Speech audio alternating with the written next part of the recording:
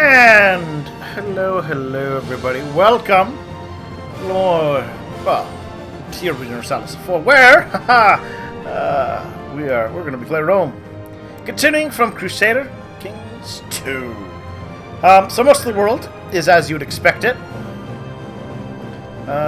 China's not. It's not Ming. It's the Dai. Because in my Crusader Kings 2 game, some Manchu marched on in from up here, conquered down here.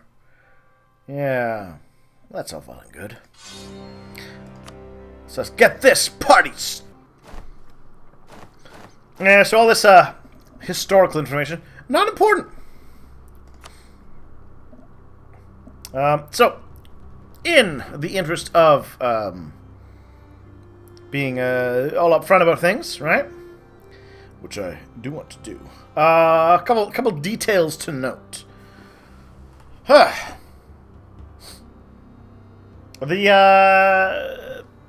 converter isn't perfect. I'm going to say that right now. It's not perfect. I've done what I could to make it stable. I have had a couple issues, so I've just done another. I've probably lost about 6 hours worth of recording because of various issues.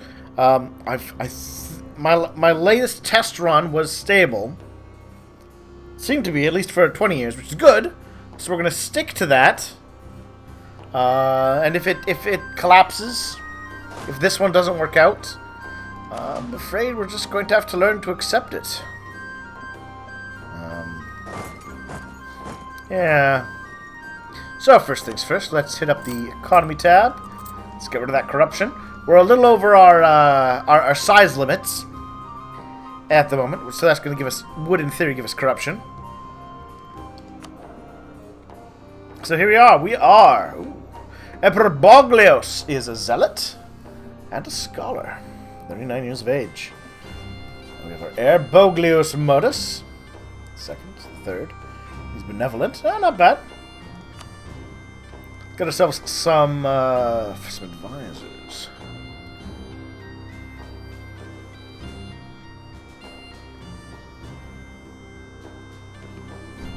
We like the prospect of less unrest.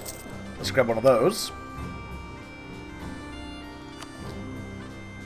Get some tariffs.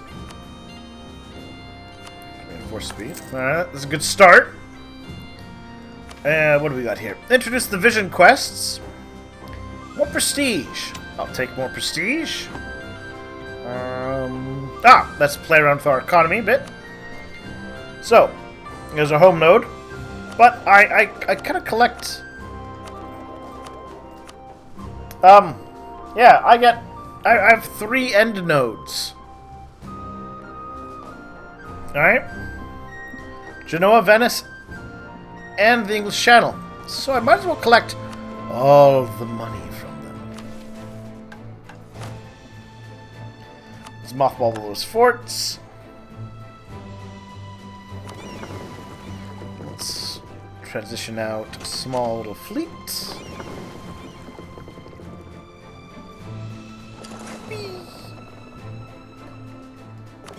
And the others I will just mothball. It's not exactly important to the grand scheme. Naval doctrines. I'm just gonna focus on my boats being cheap. I don't need trade power. I don't need those, and I don't need to worry about capturing ships because I just have so many. Fleet in beam. Make my boats a little bit cheaper. All right. Let's I guess we should finish. I'll get a few things managed. So let's take you, and you. I'll send 16,000 troops south to Dope. That seems like a good idea. Let's take 12,000 to send to. Actually, let's make it not 12,000. Let's make it 16,000. Okay, there.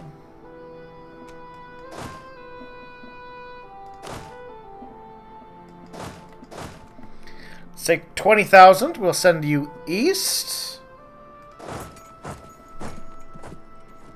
Well, that's a good start, I guess. Ah. I forgot let's take a look at this. 555. 555 months to get rid of... No, we'll skip that. Ah, missions fulfilled. Global dominance.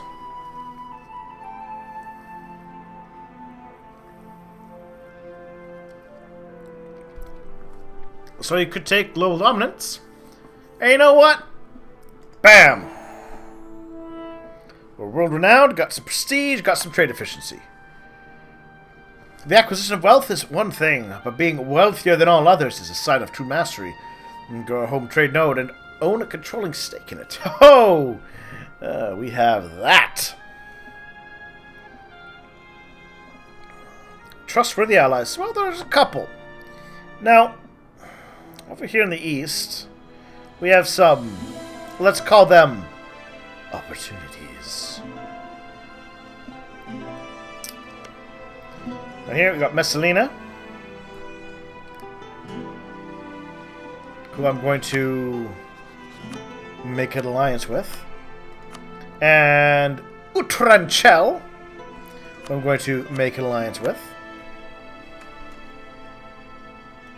And I'm going to make both of them into vassals. Price of wool down. Price of cotton up. Well, you know what? I'll take the cotton boost. Because I've got just all the cotton anyways.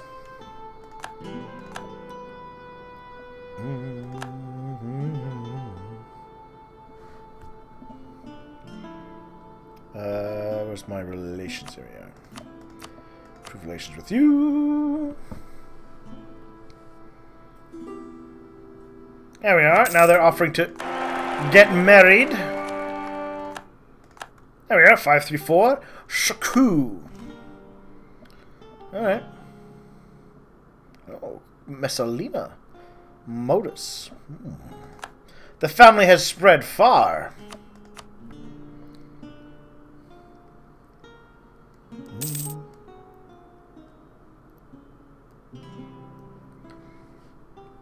So, here's kind of my thing.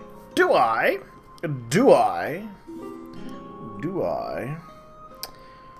What's this? Oh, yes. The die want me to be a tributary state. And the answer to that is no! Yeah. Do I want to keep some vassals and, you know, actually cultivate some? Or do I really just want to paint everything one color? So put in your thoughts on that subject.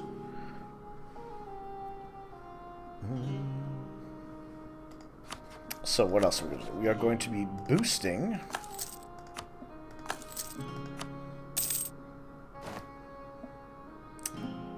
Let's go with...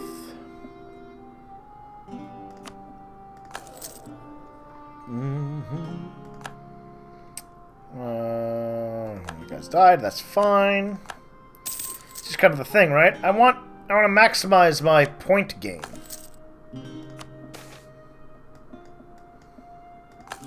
What is this? Our Imperator has grown increasingly interested with the higher intellectual pursuits. We spent days talking to learned men in our court. To invite scholars from near and far to help them better understand the world and the people in it.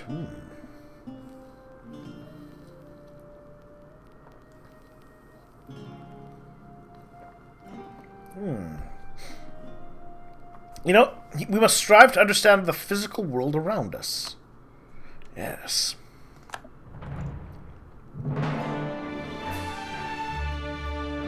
We're also starting to discover places.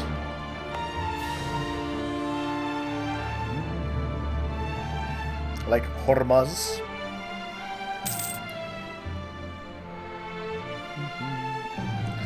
Now there are a few things that will come up that I am going to have to meddle with. Has declared war on Eregj. That's fine.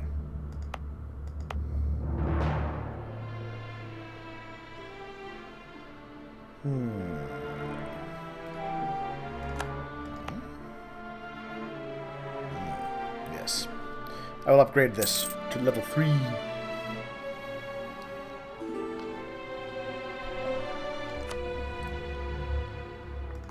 Rome will be where the real wealth is.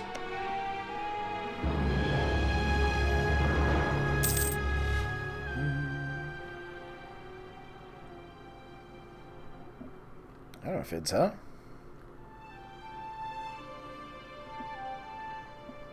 Well,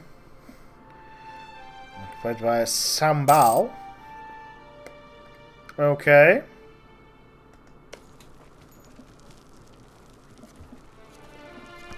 Huh. Alright, well, that is a thing. So, obviously, this isn't going to be too serious a game. With the massive, massive edge we've got already, right?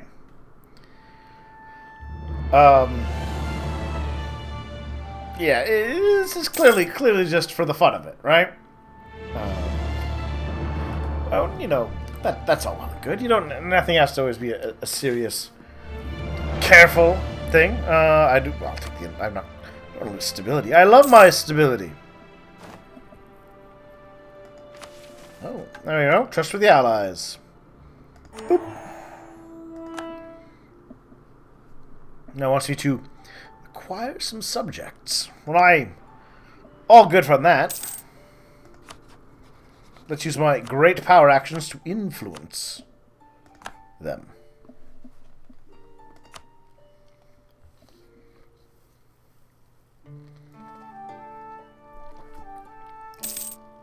Now, one thing I will, of course, do is take colonization.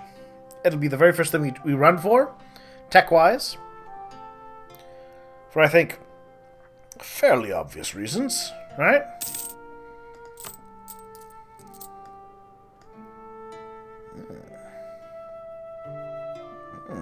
Much better.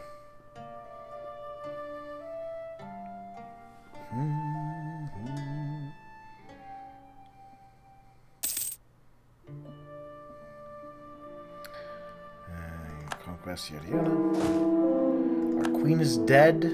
It's very tragic.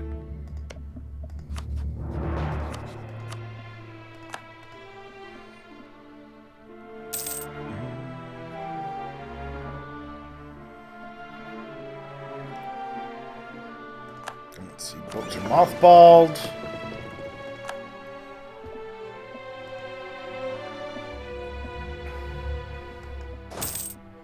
Obviously, we are going to want to get a little more cash.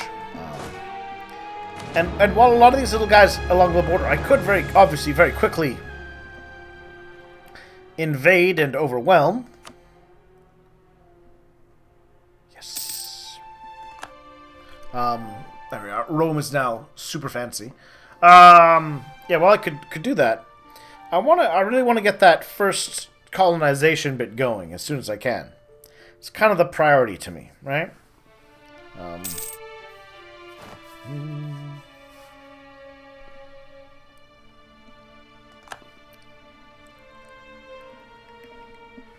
The rest is just eh. There we go. Oops. Off of vassalization.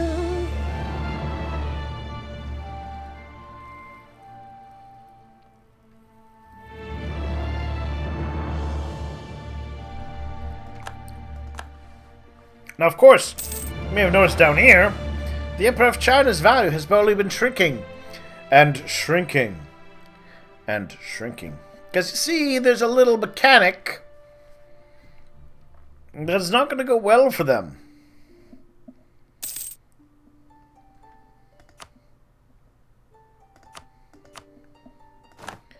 And what mechanic is that, you ask? Why? The Mandate of Heaven. So, unlike in CK2, where China was nicely hidden off the map and I couldn't directly do much with them, in EU4, they have the Empire of China. So the Dai Empire has the Mandate of Heaven.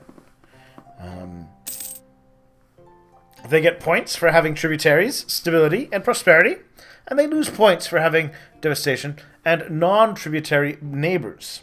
As you may note, as you can note over here, I am a neighbor. I am not their tributary. I am 9 times their size. So yeah, they're not going to have a lot of points. Ooh, but I will be, of course, grabbing the marketplace. Yay. So what does this mean? Here's the impacts. +5 unrest. That is not good for them. No mercs.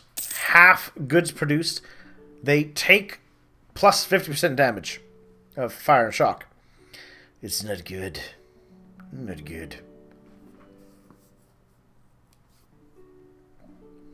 So basically, we should expect to see some kind of die explosion, if you will. I would also like to build a flagship, an exploratory flagship. It's going to be a light ship. I want it to have fleet movement. Give it some durability. And give him the ability to gain points. The Portunas. Fair enough. So we're going to build a fancy fleet there. Because this is going to be my exploration fleet once we get the necessary points.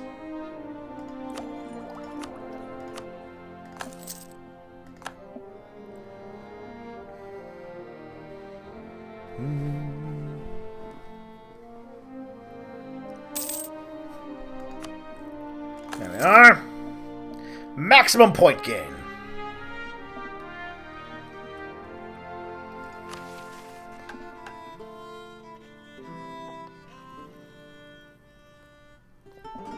I think I'll save that. So what's my income at? 118. Not too shabby. We're about to get... enhance our other attacks. So yeah. Oh. So many forts. Alright, so let's get the Pike Square technology. Throughout the Middle Ages, Cavalry's dominance was being challenged by... I don't want to lose admin. I don't want to lose...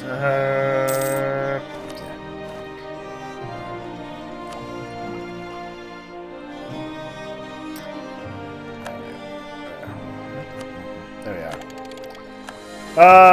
So we got the machinery of government, so we can build temples, which is handy, because temples increase our income.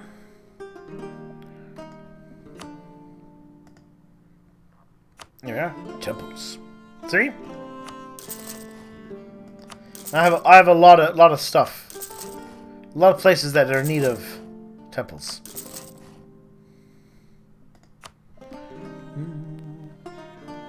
But I mean, every 5 temples gets me an extra full ducat a month.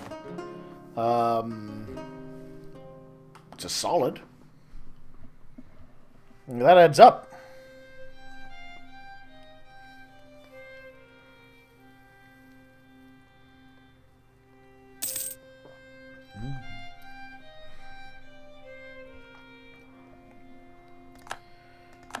So, yeah. Now, as I was mentioning... So we're definitely going to take, as our very first idea, exploration. That's what we want. We want to see the world. Global Empire. Yeah, but mostly we want to get the colonists going. Really? It's only 1 colonist? Huh. Expansion gives me 2 more colonists. What did they change that? Interesting.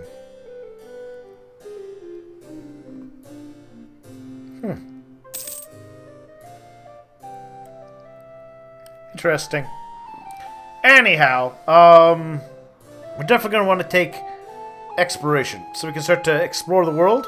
There are places to go and things to see. Yeah.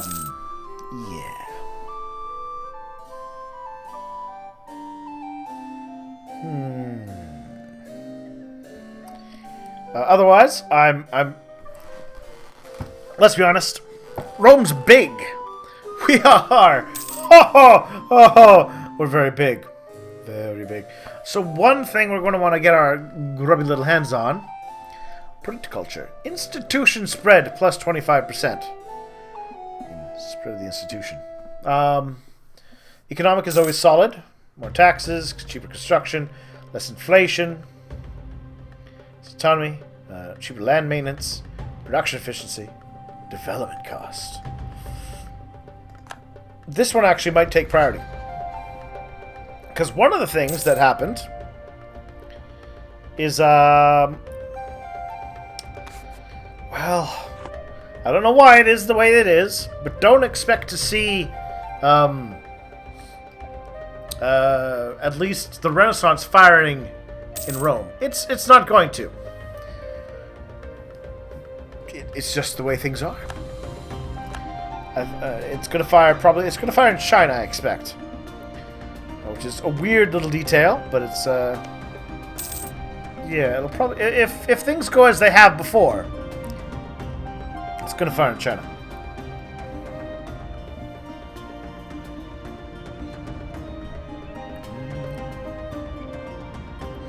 Oh, so many forts. Not that it matters that much. I mean, I could get rid of some, but I don't think I'll bother. Let's build some more temples, though.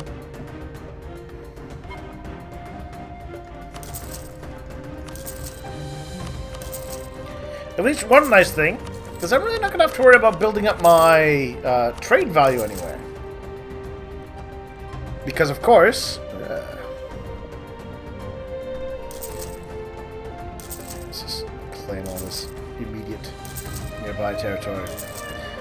Because, of course...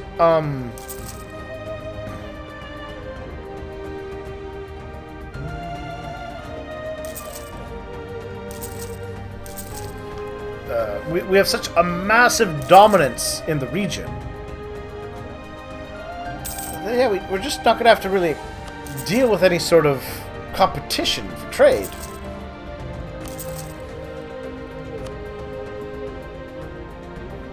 I mean, yeah, I mean, look. Trade notes. 100%, 100%. We dominate the trade sufficiently.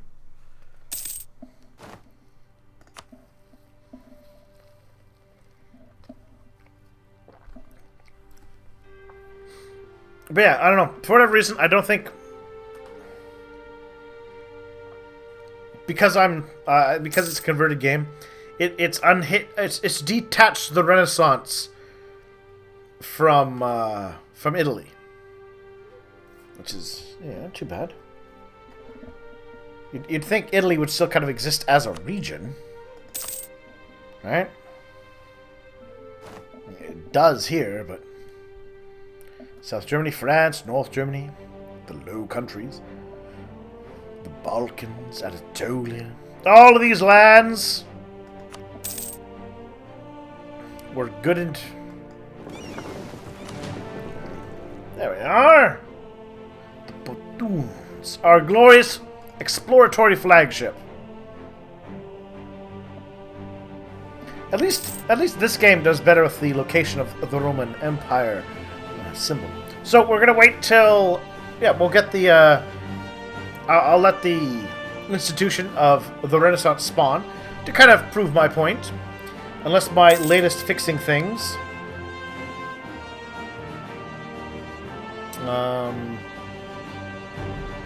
and maybe when I fix things it causes it to spawn, those constants to spawn where it should spawn, but we'll see. There we are. Nope. So, since the 14th century, the wealthy and powerful in not Italy have been patronizing artists and scholars to explore the old Roman and Greek societies of their forefathers, or their current fathers. As a cultural movement, the Renaissance already encompasses most of the region, had a profound impact on literature, art, philosophy, music. Humanist scholars are analyzing the society in which they live, comparing it to the ideals of the classical philosophers. During 1450, Renaissance humanism has grown into a more mature movement. and to permeate all aspects of society. And no ideal for rulers as well as those who are ruled is spreading as quickly as the early printers can distribute copies of these new ideas. A true Renaissance humanist is an expert on everything from politics and philosophy to art, text analysis, music, and architecture. Alright then. So let's take a little peek. Is it in China? Chengdu. Yeah, so, like I said, not in Rome. So thank you for watching, everyone. We'll come back soon to play more. And if you have any thoughts or comments, of course, please share them. I do love to read them. Like and subscribe if you enjoyed. Hit that little bell so you can get notifications when I post new videos. And if you're feeling generous, of course, you can always follow me on Twitter. Or if you love to it, support me on Patreon. I'll talk to you all soon.